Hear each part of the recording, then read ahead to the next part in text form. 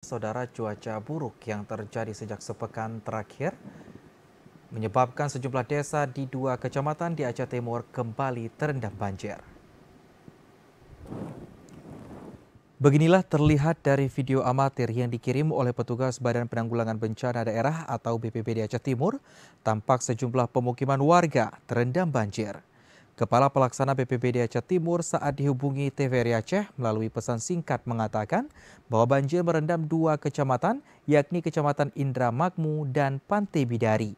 Sementara akibat banjir berdampak pada 6 desa, yaitu Gampong Juluk Raya Utara, Alu Imirah, Jambo Lubuk di Kecamatan Indramakmu. Selanjutnya, Gampong Desa Pantan Labu, Desa Blang Senong, dan Desa Sijudo di Kecamatan Pantai Bidari.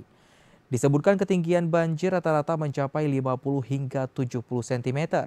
Sejauh ini belum ada warga yang mengungsi, namun air masih menggenangi rumah warga. Masyarakat setempat berharap agar pemerintah segera mengirimkan bantuan masa panik seperti mendirikan dapur umum di lokasi terparah.